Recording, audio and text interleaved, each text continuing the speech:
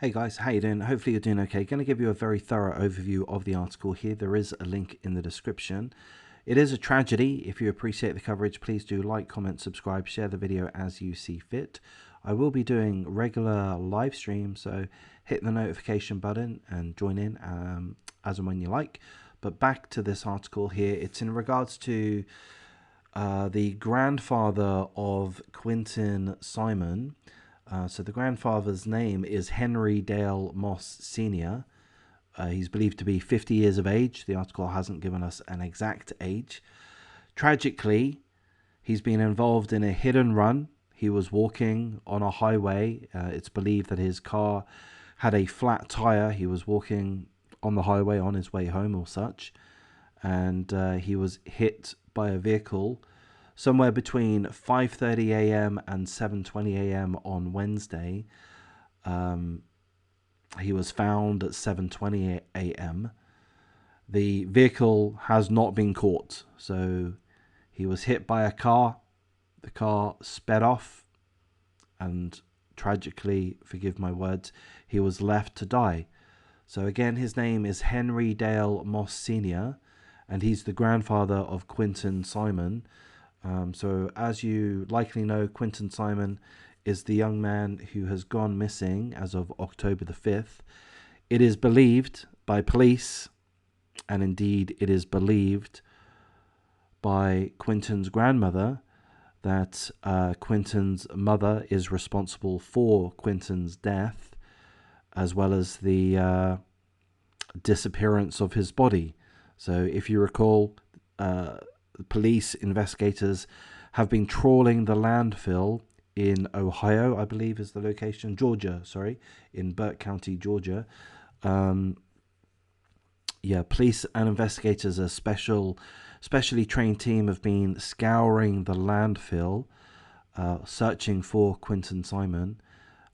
They have not found his remains, and I believe they are scaling back the search on the landfill, or perhaps they have already scaled back the search on the landfill. Investigators did let the public know, they did inform the public that the chances of recovering Quinton Simon's body, indeed, if he had been, forgive my words, dumped at the landfill site, the chances of recovering him was slim. They put in a mammoth effort in any case, but tragically, it seems they haven't found Quinton Simon at this point. Hopefully they do. Hopefully, of course, he returns safe and well, although that seems extremely unlikely to happen. Leilani Simon here is the mother. She is the prime suspect in Quinton Simon's disappearance. She hasn't gone through a trial. She has not been remaining in custody. In fact, I don't believe she's been charged with anything. She's free at home, having disco parties, going out, drinking tequila. She's been having a good old time, but she's complaining that people outside of her house are making it very difficult for her to leave her house. If she is an innocent party, I would have full sympathy for her. There are what is known as trauma pimps. I think that's the common term at the moment. Trauma pimps that are, as I say, hanging outside of Leilani Simon's home. These include YouTubers. A couple of them spring to mind. A couple of them I've come across previously myself. On the by scouring YouTube. Molly Go Lightly, a crappy Krama YouTuber, and also Blowhorn Betty, another crappy, disgusting ambulance chaser, tragedy pimp, that make multiple videos about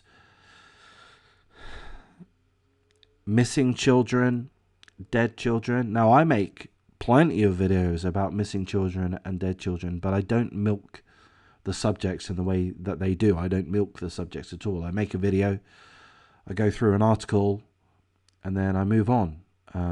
But these guys really milk it, and they've made a thing. Molly Go Lightly, Bullhorn Betty, as well as several other YouTubers, have made a thing about going out, standing outside, harassing parents of missing children.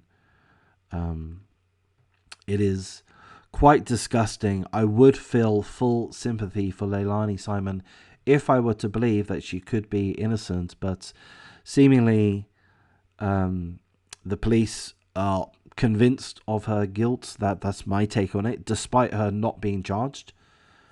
I presume they're perhaps waiting in hope of recovering Quinton Simon, recovering his body prior to charging Leilani Simon. That would be my speculation.